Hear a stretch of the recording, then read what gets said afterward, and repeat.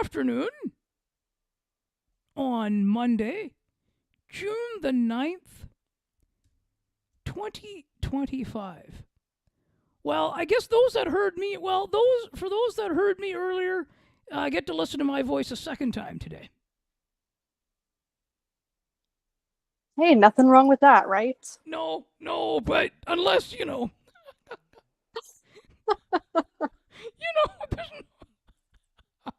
there's nothing wrong with that, but. No, no, it's great. You got a double show day going. Yep, yes. Well, there you go. Well, there we go. That's it. Yep, there we go. Well, you know what? But it's all part of the fun. Absolutely it is, and I'm sure it was a great show and people should go back and listen to it if they haven't done yet. Yes, that's right. If they haven't, they should. You can provide the link if you'd like on the show on the socials. How's that? Yeah, for sure. I can absolutely do that. All right, let's do it. So, let's sort of so we were continuing on with Trebek's book. What are your thoughts so far?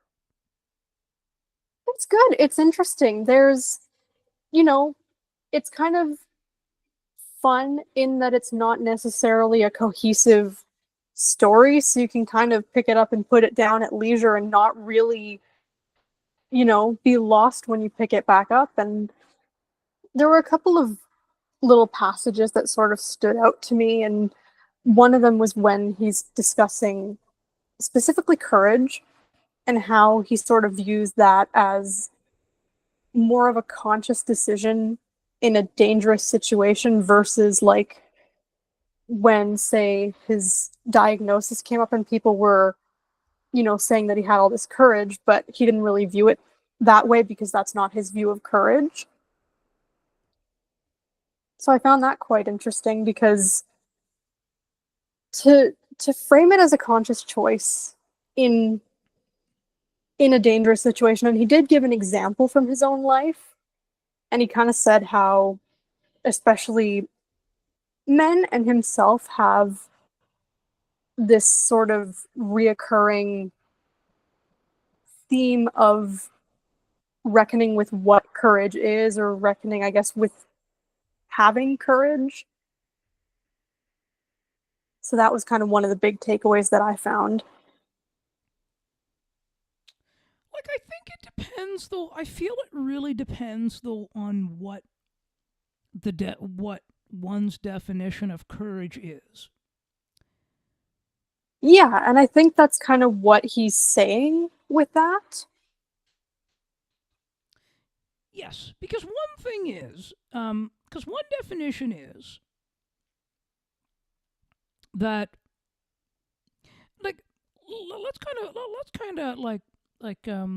kind of back it up for just a second. Some people, Yeah. yeah, so some people might look at courage as when something happens, like when the cancer hit, for example, for him. Mm-hmm. People thought of that. Generally, one would think, not even generally, one would think or feel that it's a time to show courage. This is their definition of courage because it brings out the character in a person. It does. And people sort of look at courage as how you bear something, right? How you hold up. That Yeah. seems to be a really widely held, maybe not, majority or whatever. It's debatable, but it seems to be a widely held view of courage. Yes. Yeah. No. Yeah. You're right there because oftentimes, but his sort of view was something different, right? And when somebody's view is different of like it's held to a different standard.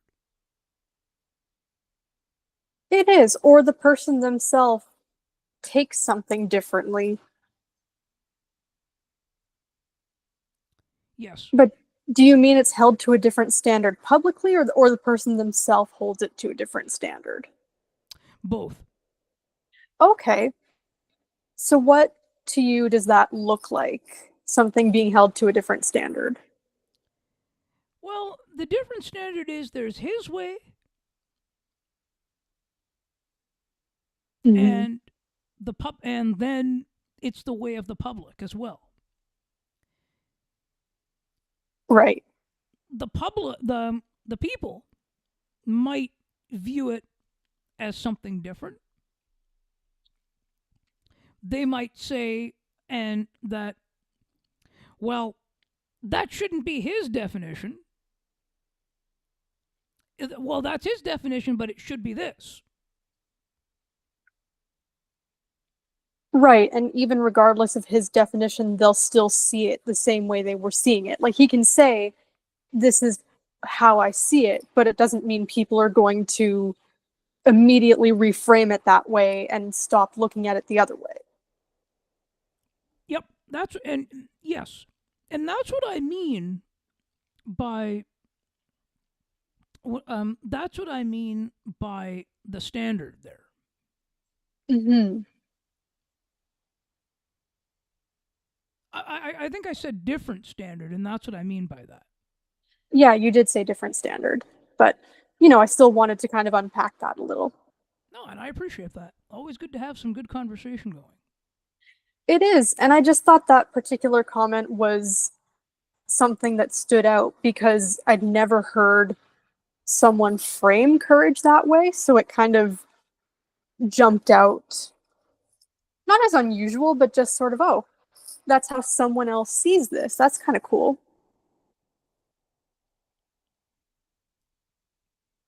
Like it's always different, right? Like, see, that was his sort of thing, but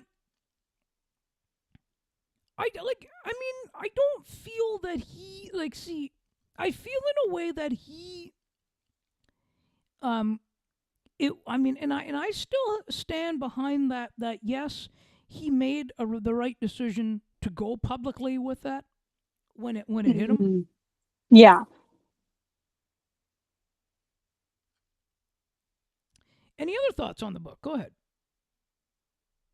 I think just generally it's been, like I said, interesting to hear about his life. Interesting now to hear about the initial days of Jeopardy and how things started out and how things worked.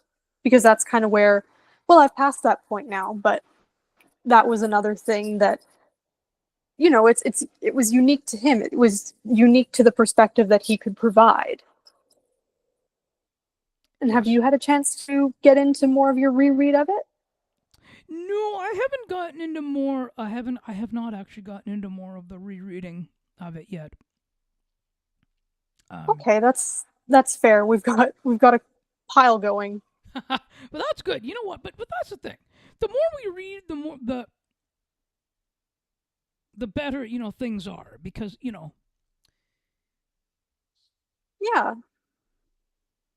I don't know. I can already sort of feel where my rating is going to end up with this, and it's good. oh, why don't you go ahead and share that? Go ahead.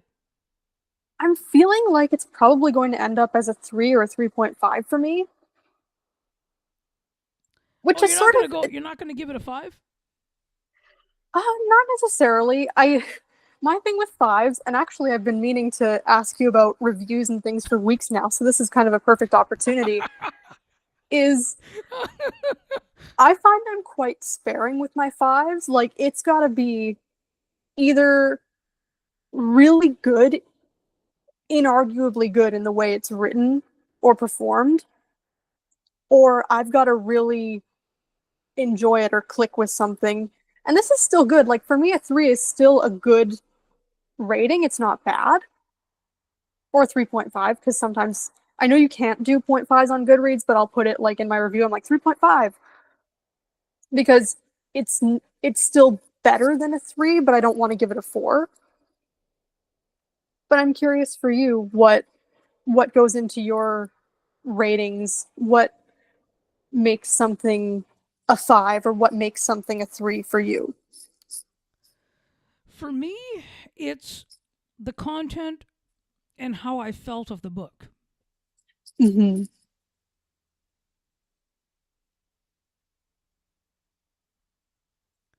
Not How you felt reading it? Oh, sorry. no, no. Go Didn't ahead. mean to Go cut ahead. you. How you felt reading it, or how you felt about the book just in general? About the book in general and how I felt reading it.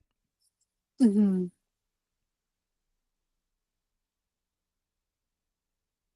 It was a little bit of a combination, right? So that's what it is for me. Yeah, I do agree with you in that it kind of is a combination of things, because there's not just, to me anyway, because this is, I think it's important to say here that in ratings, unless you're a professional reviewer and you have to be kind of objective, a lot of this is very subjective. Like, in the way just anyone would rate a book, everyone's going to have their different factors. Everyone's going to have, my 5 might not be the same as somebody else's 5.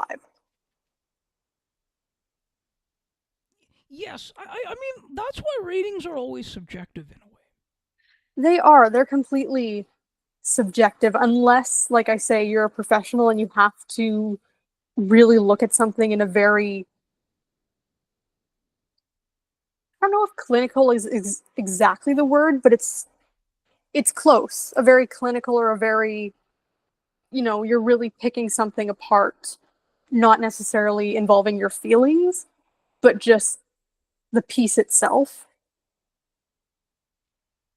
Oh yeah, yeah, yeah. And I mean, yes, and I totally like I look. You know what? I like where you're coming from with that Mm. because it because it's all about how you might perceive it, Yeah, or we may perceive something or some things.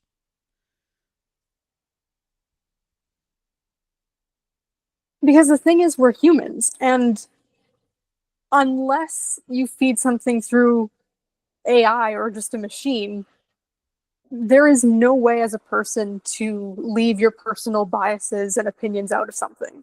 It's impossible. No, no, you're right. Yep.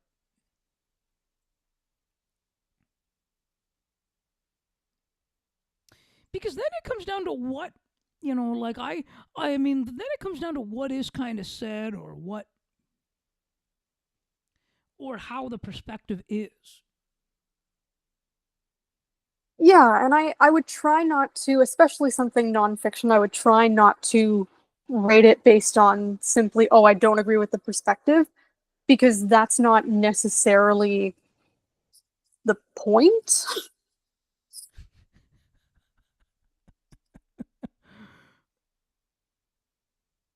Like, if someone can present their perspective in a compelling way and really explain why they think that way or why they see something that way, I still give it a higher rating, because there's reasoning, and you've made your reader be able to see into that thought process. Yep, correct. Yep. Yeah. Because when the reader see the thing is when the reader is engaged in your content or in the content, it's going to make for some good discussions. Yeah, discussions or just individual contemplation and thought. Anything. Like, if you give someone something to really consider, then I feel that something is being done. I won't say right, because again, right and wrong in this case may be subjective, but something is being done well. Oh no, I would have been okay if you wanted to say right or wrong. I would have been okay with that here. It's good. Anything is good here. Yeah, and I mean, it's subjective, but also right and wrong seems a bit too black and white almost, Yeah. because it's like anything else. There's going to be shades of gray. Yep. Yeah, very, very, very, very much so. Yeah. Now, the Midnight Library. What are your thoughts there? Ah, you beat me to it. I was going to ask you for your thoughts first. Okay. Well, go ahead. This one is. I don't know what I'm feeling exactly yet. I am a good chunk of the way through already, and it is interesting. I've made many annotations already, and that is not something that I find myself doing with books. It's a really fascinating concept, and I think a really neat way to handle through fiction topics that are kind of massive and kind of, even in a nonfiction book, people would struggle with these things. There's a lot of discussion of philosophy and just life as a concept, and there's all these things that get explored just through this concept of a library of so many different possibilities and lives. And one of the things that I really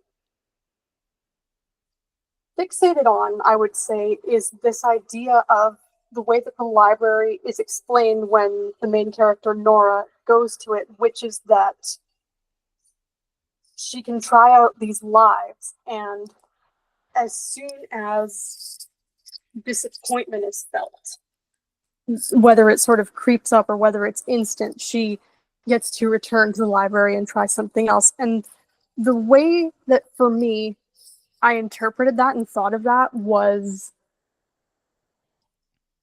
then if she chooses to stay in a certain life and without disappointment, she is considered happy. I thought, is happiness, as it's considered in this book or in general, is happiness simply the absence of disappointment? And what does that mean for both of those things? Does that just mean that to be happy or satisfied, you have to not be disappointed in the way that things are going?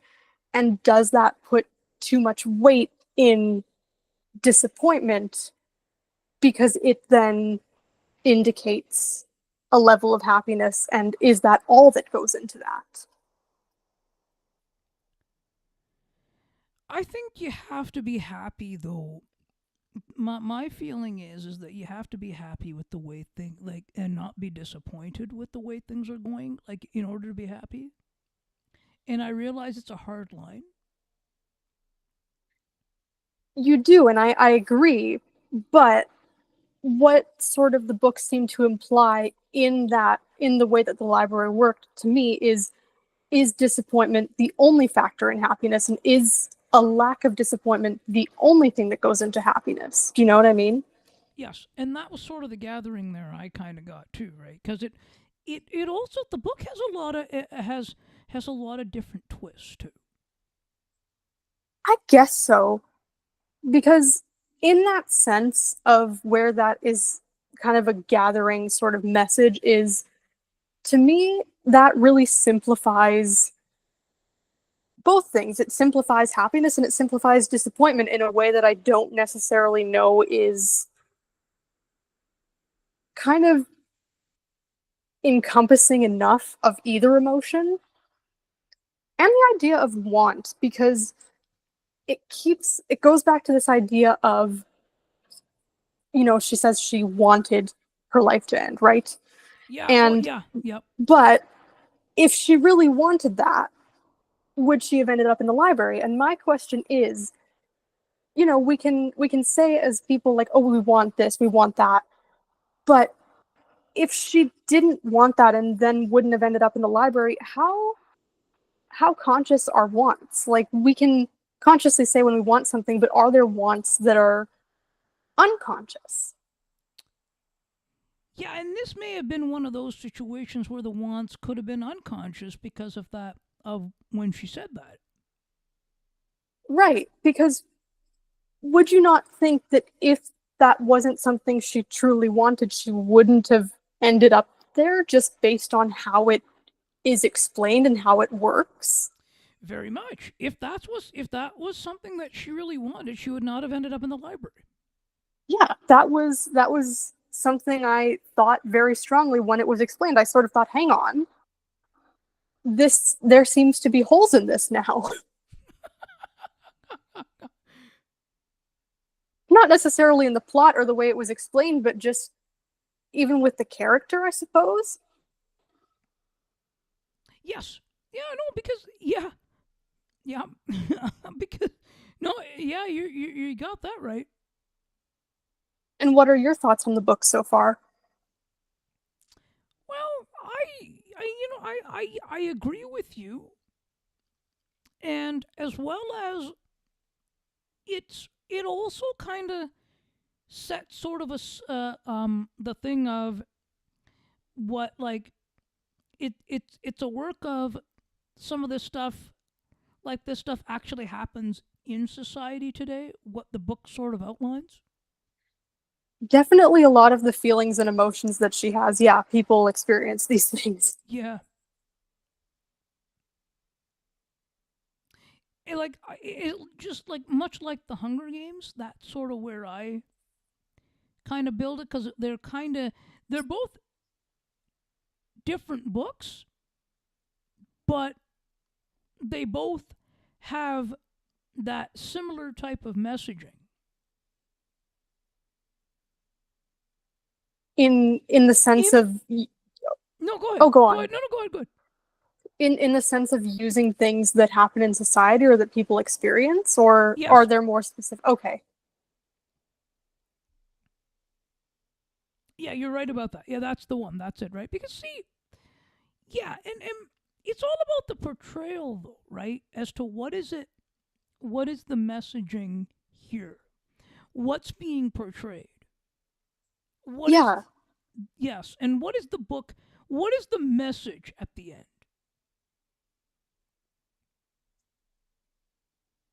Well, I guess that'll depend on where where Nora ends up and what she chooses to make of sort of this choice that she's being given. Mhm. So I'm intrigued to go forward and find out kind of what that is. And I agree with you in that they are not similar, but they do sort of attempt the same things. And it's interesting that they sort of do it from different narrative perspectives.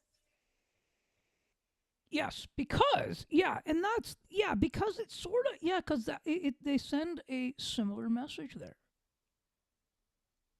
They do. And I was sort of thinking about it because in either one, you're coming at it from this one character's perspective and you don't really know the thoughts going on in anyone else's head, right? Yes.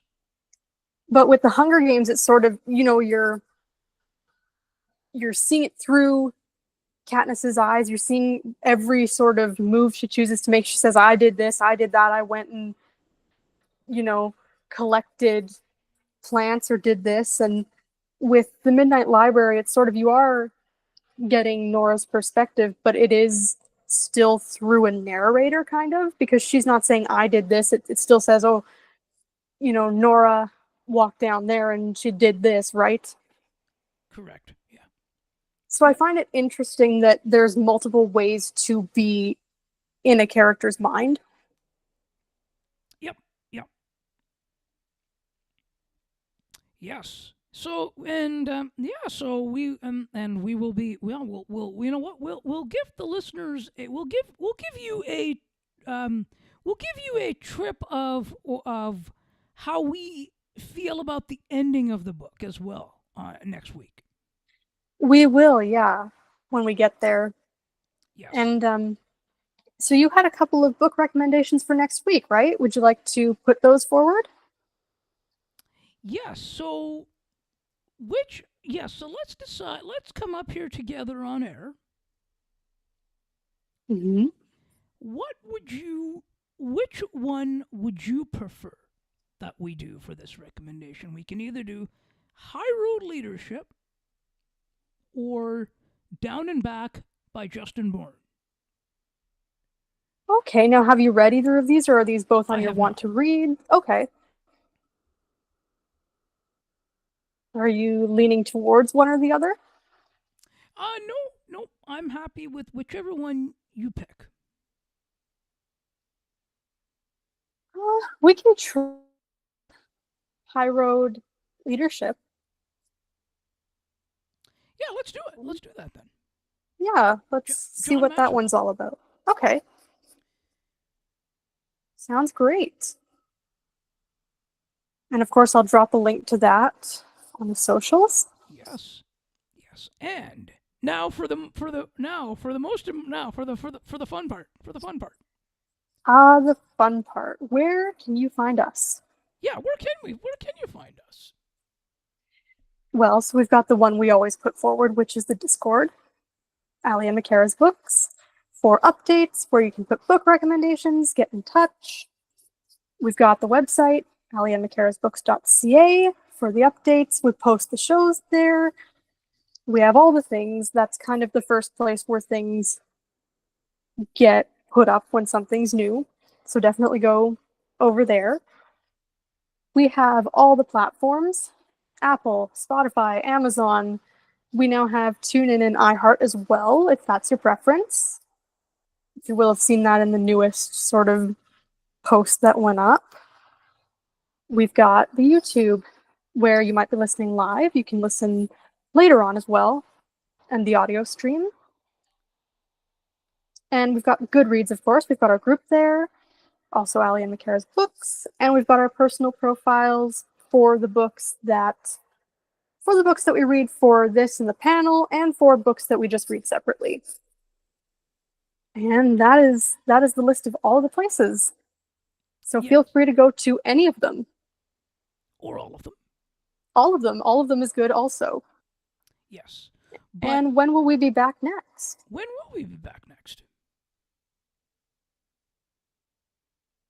That'll be next Monday, June 16th, at the same time, 4 p.m. Eastern. Sounds good. Yes. And we encourage people, we do encourage them to check to also follow us on the YouTube as well. Absolutely. That is the best place for the live, and that is also a great place to find things later on. Absolutely. And feel free to react to anything and everything that we put out. Yeah, absolutely. We appreciate it. We most certainly do. And I should also say, and I will also say, thank you so much as well for hosting today. Well, and thank you for taking the time and for also hosting. It's always a pleasure. And you know what? I'm already looking forward to doing it again. So am I. So stay tuned, everyone.